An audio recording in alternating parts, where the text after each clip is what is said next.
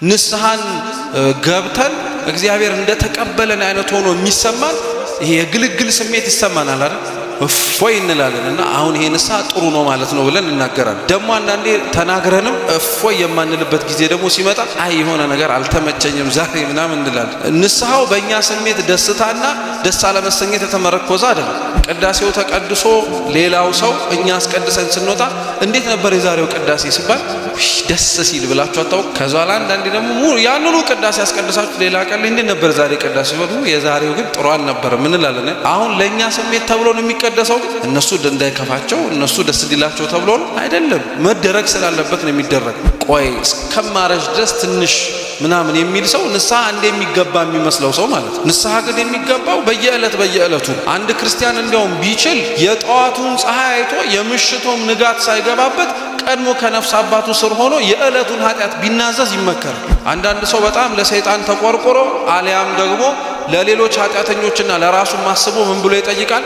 ምን አለ እንደው እግዚአብሔር ይህንን ሰይጣን ምህረት ቢያረግለት፣ ምን አለ ሰይጣን እግዚአብሔርን ይቅር በለኝ ቢለው ምን ችግር አለ? እጠበኝ፣ ከበረዶ ይልቅ አንጻኝ፣ ፍትግ አድርገኝ፣ በሄጾጵም ምርጨኝ፣ ንጹህ ሆናለሁ እያለ ይናገራል። እጠበኝ ከበረዶ ይልቅ ነጭ ሆናለሁ ማለት የበረዶን ጥራት አስቡ። ነጭ አይደለ በረዶ?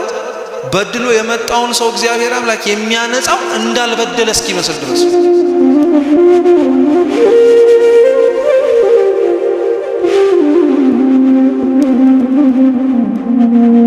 ዛሬው ትምህርታችን እንግዲህ ባለችን አጭር ደቂቃ ለመመልከት የምንሞክረው ስለ ንስሐ ነው።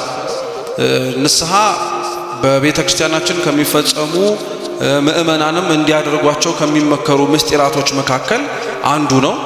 ንስሐ ሲጠራ ራሱ ምስጢረ ንስሐን የሚባል ለምንድነው? ምስጢር ማለት የተደበቀ የተሸሸገ ለሰው የማይነገር ነገር ማለት ብቻ አይደለም። ቤተ ክርስቲያን ውስጥ ምስጢር ማለት እኛ በምንረዳውና እኛ በምናየው መልኩ ብቻ ሳይሆን ከምንረዳውና ከምናየው መልኩ በላይ በጣም ረቂቅ የሆነ ልንረዳውና ልናየው የማንችለው ነገር እንደሚፈጸም ማመን። ስንናዘዝ ለእግዚአብሔር ኃጢአታችንን ስንናገር የበደልነውን ለመካስ ይቅርታ ስንጠይቅ እናየዋለን አይደለ? ተግባራችን ይቅርታ ሲሰጠን ግን በአካል እንመለከተዋለን? አናየውም፣ አንመለከተው። አንዳንድ ቦታዎች ሊኖሩ ይችላሉ። በአባቶቻችን ታሪክ በቀደሙት ውስጥ እግዚአብሔር ይቅር እንዳላቸው ንስሐቸውን እንደተቀበላቸው ምልክቶችን ይሰጣል። ስለዚህ እግዚአብሔር አንዳንዴ ንስሐውን መቀበሉን የሰውን ይቅርታውን እሺ ብሎ ይሁንታውን መስጠቱን በእንደዚህ አይነት ምልክት ሊታይ ይችላል። ግን ለሁሉም እንደዚህ አይነት መገለጥ ግን ላይኖር ይችላል። አሁን እኛ ንስሐን ገብተን እግዚአብሔር እንደተቀበለን አይነት ሆኖ የሚሰማን ይሄ የግልግል ስሜት ይሰማናል አይደል? እፎይ እንላለንና አሁን ይሄ ንስሐ ጥሩ ነው ማለት ነው ብለን እናገራለን። ደግሞ አንዳንዴ ተናግረንም እፎይ የማንልበት ጊዜ ደግሞ ሲመጣ አይ የሆነ ነገር አልተመቸኝም ዛሬ ምናምን እንላለን። ንስሐው በእኛ ስሜት ደስታና ደስ አለመሰኘት የተመረኮዘ አይደለም። ቅዳሴም ተመሳሳይ ነው። ስለማናውቅ አንዳንዶቻችን ቅዳሴው ተቀድሶ ሌላው ሰው እኛ አስቀድሰን ስንወጣ እንዴት ነበር የዛሬው ቅዳሴ ሲባል ደስ ሲል ብላችሁ አታውቁ? አትሉ? ከዛ ላይ አንዳንዴ ደግሞ ያንኑ ቅዳሴ አስቀድሳችሁ ሌላ ቀን እንዴት ነበር ዛሬ ቅዳሴ ሲባል የዛሬው ግን ጥሩ አልነበረም እንላለን። አሁን ለኛ ስሜት ተብሎ ነው የሚቀደሰው። እነሱ እንዳይከፋቸው እነሱ ደስ እንዲላቸው ተብሎ ነው አይደለም፣ መደረግ ስላለበት ነው የሚደረግ። ንስሐንም እኛ እፎይ ግልግል ስላለን በቃ ሰምቶናል ማለት ነው። እፎይ ግልግል ካለን አያልሰማንም ቅር ብሎታል ማለት ነው ወደሚል በስሜታችን ውስጥ የተዘነበለ ሚዛናዊነትን አናስገባ ለማለት ነው። ግልጽ ነው? ገብቷችኋል? ስለዚህ ንስሐ በቤተ ክርስቲያን ውስጥ ምስጢር ተብሎ የሚጠራው በዚህ ምክንያት ነው። ንስሐ የቃሉ ትርጉም መጸጸት፣ በደልን ማመን፣ ኃጢአትን መናዘዝ ተብሎ ሊተረጎም ይችላል። ንስሐ ላይ ሌላው ማወቅ ያለብን ነገር ንስሐ አለ ማለት በሌላ ቋንቋ ኃጢአትም አለ ማለት ነው። ሰው ንስሐ የሚገባው ምን ስለሚሰራ ነው። ኃጢአት ደግሞ ማለት ኃጣ ከሚለው የግዝግዝ ሲወጣ ሲሆን ማጣት ማለት ነው። ምን ማድረግ ነው? ማጣት። ኃጢአት የሚሰራ ሰው የሚያጣው እግዚአብሔርን ረድኤቱን በረከቱን ሊሰጠው የሚችለውን ነገር ያጣል። ኃጢአት የሚሰራ ሰው የሚያጣ ነው ማለት እግዚአብሔር ሊያደርግለት የሚችለውን ሊያከናውንለት የሚችለውን ነገር ከማግኘት የተከለከለ ከማግኘት ራሱን ያራቀ ማለት ነው። ስለዚህ ኃጢአት እስካለ ድረስ እግዚአብሔር ሁሌም ንስሐ ይሰጣል። አብዛኞቻችን ንስሐ የምንገባው አሁን ነው ወይስ በደንብ ሰርተን ስንጨርስ? አሁን አብዛኞቻችን እኮ እንደዛ አስመሰል ነው የንስሐን ሕይወት። ቆይ እስከማረጅ ድረስ ትንሽ ምናምን የሚል ሰው ንስሐ እንደሚገባ የሚመስለው ሰው ማለት ነው። ንስሐ ግን የሚገባው በየዕለቱ አንድ ክርስቲያን እንዲያውም ቢችል ቤተ ክርስቲያናችን አባቶቻችን የሚያስተምሩት የጠዋቱን ፀሐይ አይቶ የምሽቱም ንጋት ሳይገባበት ቀድሞ ከነፍስ አባቱ ስር ሆኖ የዕለቱን ኃጢአት ቢናዘዝ ይመከራል። ከሰውነቱ እያቀለለ እንዲሄድ ማለት ነው። ኃጢአትን እንዲጸየፋት። ኃጢአትን ቆሻሻ አድርጋችሁ ብትስሉት ከነ ቆሻሻችን እንተኛለን ሳንታጠብ። አይ ችግር የለም ነገ ምን እንታጠበዋለን እንላለን አንልም አይደል? አንዳንዴ ይሄ ሰውነታችን እንኳን ይቀርና ትላልቅ ቆሻሻ ይቀርና አቧራ እንኳን ሲነካ አይ ታጠቤው ልደር በውሃ እንኳን ትንሽ ላራግፈው እንላለን አይደል? ለዚህ ለቆሻሻ እንዲካልን ሰው ለሰራው ኃጢአት ለንስሐም እንዲህ ነው ማለት መቻል ያለበት። በየዕለቱ ያራገፈ በየዕለቱ እያሰናበተ ነው መሄድ መቻል ያለበት። ንስሐው በየቀኑ ያስፈልጋል የሚባለው በየቀኑ የምንቀበለው የማን ሥጋና ደም ስላለን? የጌታችን ኢየሱስ ክርስቶስ ቅዱስ ሥጋው ክቡር ደሙ ስላለን። እንግዲህ የመጀመሪያው ኃጢአት ተሰርቷል የሚባለው በሰው ልጆች ወገንም እንዲሁም ደግሞ በዓለመ መላእክትም ጭምር። የመጀመሪያው ኃጢአተኛ ኃጢአትን ከልቡ አመንጭቶ የተናገረ ዲያብሎስ ነው። የዮሐንስ ወንጌል ምዕራፍ 8 ላይ ጌታችን ሰይጣንን ራሱ ሲናገር አቡሁ ለሐሰት ነው የሚለው፣ የሐሰት አባት ነው ብሎ ነው የሚጠራው።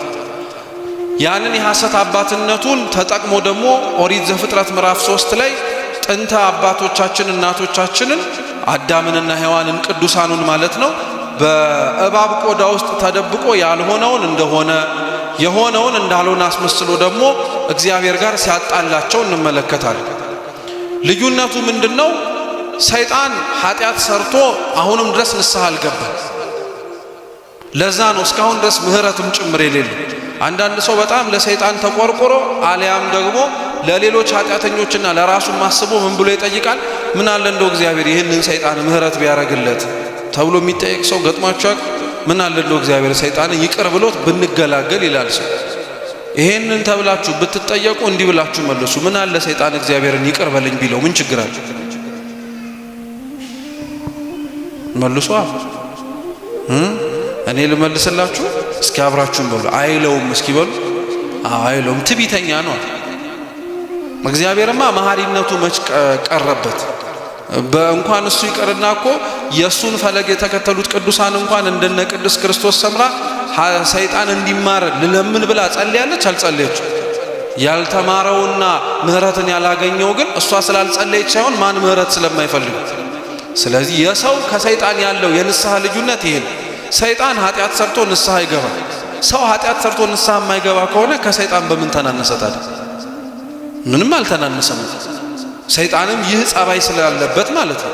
ይህ የሱ መገለጫ ስለሆነ ስለዚህ ንስሐ መግባት ቀላል ነገር እንዳይመስላችሁ። የኃጢአትን መናዘዝ ብቻ አይደለም፣ እግዚአብሔርን መምሰልንም ጭምር ያለበት ትልቅ ምስጢር። ንስሐ ከጸጸቱ ውስጥ እግዚአብሔር አምላክ ማረኝ ከሚለው ጥሪው ውጭ ጎን ለጎን አብሮ ምህረትን፣ ቸርነትን፣ ደግነትን፣ ይቅርባይነትን ያገኝበታል። ከአዳም ውጪ በመጽሐፍ ቅዱሳችን ብዙዎች በደል ሰርተው ኃጢአት ሰርተው እግዚአብሔርን ማረኝ አሉ።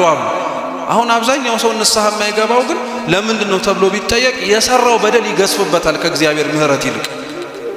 እግዚአብሔር እንዲሰርቼ ይምረኝ ይሆን ይላል። ለምን አይምርም እግዚአብሔር? አባ ጊዮርጊስ ለዛ እኮ ነው የተራበ ሆድ ለምግብ እንደሚቸኩል ሁሉ እግዚአብሔር አምላክም የበደሉት ሰዎች ማረን ሲሉት ለመማር እንዲሁ ይፈጥናል ይላል። እህል የሚበላ ሰው እህል ለመብላት ፈልጎ የራበው ሰው እንዴት እንደሚበላ አይታችሁታል አይደል? እግዚአብሔር ማረኝ የሚሉትን ሰው ለመማር እንዲፈጣል። እኛ ግን ብዙ ምክንያቶችን እንዘረዝራለን። አይ ይቅርብን የምንላለን። ንስሐ መግባት ሌላ ነገር የሚመስለናለን። ከዛ ውጭም ደግሞ ንስሐ መግባትን እንዳልኳችሁ ባልተገባ መንገድም እንተረጉመዋለን። አንዱ ባልተገባ መንገድ የሚተረጎመው በዚህ ነው። የኔ ኃጢአት በጣም ትልቅ ስለሆነ እንዴት ብሎ ሊያጠራው ይችላል ይላል። ይሄ የሰውየውን ኃጢአት ብቻ ሳይሆን የሚያሳየው የእግዚአብሔርንም ካህሊነት መጠራጠርም ጭምራል። የሚሳነው ነገር አለን ማለት ነው አይደል? የኔን ኃጢአት ሊያጠፋው ይችል ይሆን ብሎ መጠየቅ እኮ ጥርጣሬ ያለው ውስጥ እንዴት ሊያጠፋው ይችላል? እጠበኝ ከበረዶ ይልቅ ነጭ ሆናለሁ ማለት የበረዶን ጥራት አስቡ። ነጭ አይደለ በረዶ? በድሎ የመጣውን ሰው እግዚአብሔር አምላክ የሚያነጻው እንዳልበደለ እስኪመስል ድረስ ንጹህ ነው የሚያደርገው ማለት ነው። ምንም ነውርና ነቀፋ እንደሌለበት ያክል ንጹህ አድርጎ ምን ሰራህ ይላል። በእርግጥ መርሳት ለእግዚአብሔር ባህሪ አይስማማም፣ አይዘነጋም። እሱ እንደኛ ዝንጋዬ የለበትም፣ ግን ንቆ ይተዋል። ንስሐ ገባንበታል። ንስሐ ይሄን ያክል አቅም አለው ማለት ነው። አያችሁ። እኛ ግን የተሸከምነው ሸክም እንደማይራገፍ የያዝነውን ሸክም ብንናዘዘው እንደማይጠፋ አድርጎ ሰይጣን በደንብ አድርጎ ይፈትነናልም ጭምር። ሌላው ሰይጣን የሚፈትነን የንስሐ ፈተና ደግሞ ምን መሰላችሁ? የሰዎችን በደል እንድናይ ያደርገን። ሰው ላይ መፍረዳችን ቶሎ የሚፈጥነው በደል ሲሰራ ስላየነው። ሌሊት ባህር ገብቶ ተዘቅዝቆ አድሮ ማረኝ ብሎ ይደር አይደር በምን እናውቀዋለን? አናውቅም። ስለዚህ ንስሐ እንዳንገባ አንዱ የሚያርበተብተን ነገር ይሄ። ሶስተኛው ደግሞ ንስሐ እንዳንገባ በጣም ፈተና የሚሆነን የኛ ትልቁ ድክመታችን ደግሞ ምንድነው?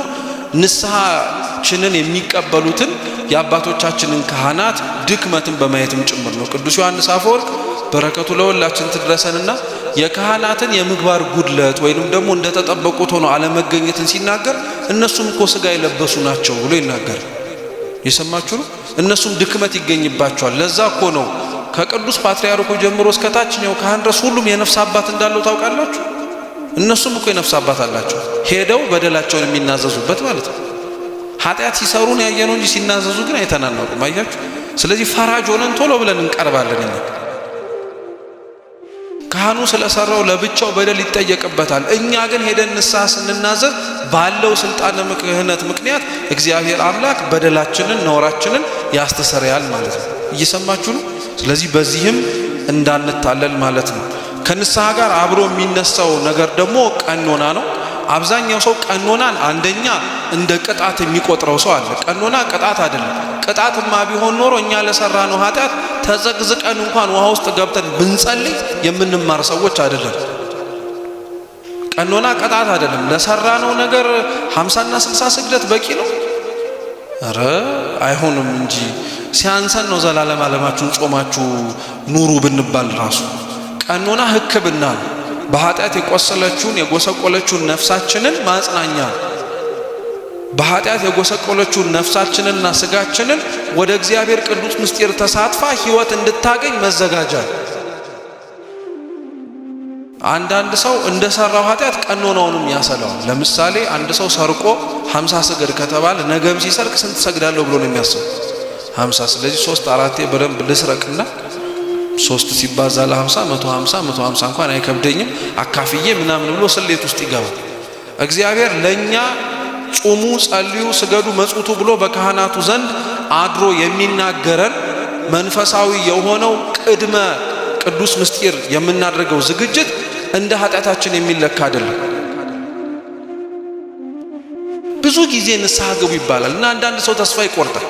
መቼ ነው የምትቆርበው ሲባል የኔ አባት እንደው ተዋቸው፣ ሁሌ ስመጣ ቆይ ብቻ ነው የሚሉት፣ እኔ ብሞትስ ብሎ ይናገሩ። እርግጥ ነው ቆይ ግን የሚባለው እኮ እኛ የረሳ ነው፣ እኛ የዘነጋ ነው። አሁንም ድክመት ሊኖርብን እኮ ስለሚቻል አሁንም ራሳችንን እንድናዘጋጅ እኮ ነው። አሁንም ቆይ የሚለውን ጥሪ ስንሰማ ክርስቲያኖች በራሳችን ውስጥ ብንችል ጌታዬ ሆይ ነጽቼ እንድመጣ ፈልገህ ይሆንን ብለን ራሳችንን እግዚአብሔር እንዲያነጻን መልሰን መጠየቅ ነው ያለብን እንጂ የነፍስ አባቶቻችንን ጥለን መኮብለል የለብን። እየሰማችሁ ነው።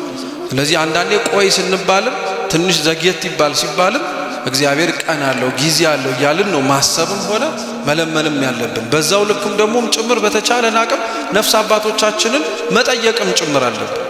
አባቴ መቼ ነው ቅዱስ ቁርባን የምቀበለው? መቼ ነው ከዚህ ቅዱስ ምስጢር የምሳተፈው ማለት መቻል አለብን። ምክንያቱም መፈለጋችንንስ እንዴት ይታወቅ? አንዳንዶቻችን ራሳቸው እንዲሉን ነው የምንጠብቀው። አሁን ዝግጁ ነው በቅታል ቁረብ እንዲሉን ማለት ነው። አንዳንድ አባቶቻችን ከኛ እንዲመጣ ይፈልጋል። አንዳንዶቻችን ደግሞ እንቁረብ ስንል እምቢ የምንባለው ስሜታዊ ስለሆነ ነው። ልክ ጥርና ሚያዝያን ያየ ሰው አግባግባ እንደሚለው የሚቆርብ ሰው ሳይ ቁረብ የሚለው በቃ መረጋጋት አለብህ። በስሜት ሳይሆን አስበህበት አውቀህበት ተዘጋጅተህበት እግዚአብሔርን ፈቅዶልህ ነው መምጣት ያለብህ ለማለት ነው ቆይ የሚባል። አንድ ሰው ንስሐ ሲገባ ኃጢአተኛነቱን ማመን አለበት። ምኑን ማመን አልኳችሁ? ኃጢአተኛነቱን ማመኑ ክርስቶስ ለኛ ሲል ሳይገባው የተቀበለውን ስድብ እንመስለዋለን። ኃጢአተኛነታችንን ስናምን እኛ የሰራነውን ኃጢአት አምነን ነው በደለናል የምንለው። እሱ ባልሰራው ኃጢአት ነው ሲሰደብ ዝም ብሎ የተቀበለው። እየሰማችሁ ነው?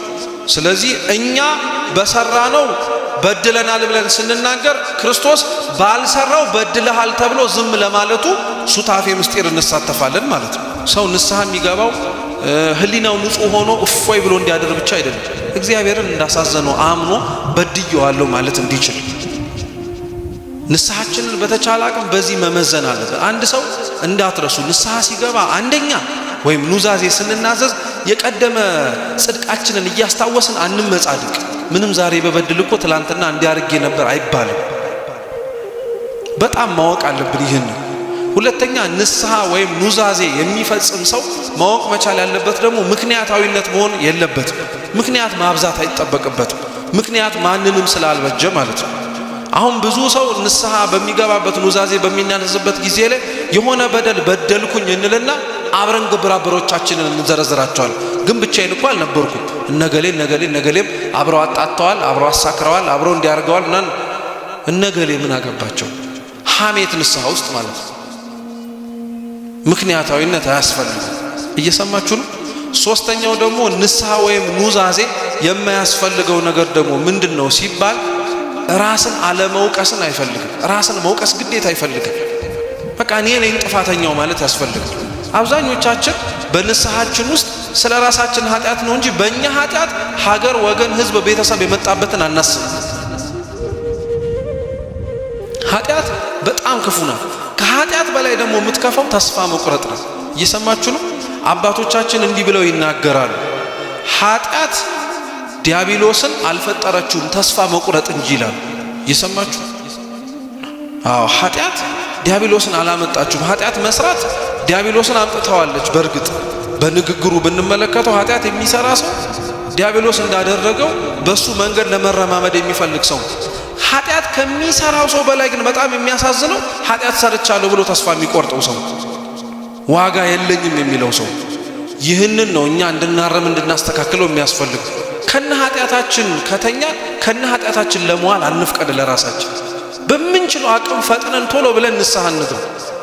ከነ ኃጢአታችን ከዋልን እንዲመሽም አንፍቀድ። በምንችለው መልኩ ፈጥነን እንድንገኝ እናድርግ። ካህናት ባይኖሩስ ካህናት ባይገኙስ ልንል እንችላለን። ፕሮግራም ማድረግ ማመቻቸት ለዚህ ጥሩ የሆነ መፍትሄ ነው። ግልጽ ነው? ገብቷችኋል? ጥሩ። ያስተማረን የመከረን አምላካችን ስሙ የተመሰገነ ይሁን። በተማርነው ፍሬ እንድናፈራ አምላካችን ቅዱስ እግዚአብሔር ይርዳን። ወስብሐት ለእግዚአብሔር።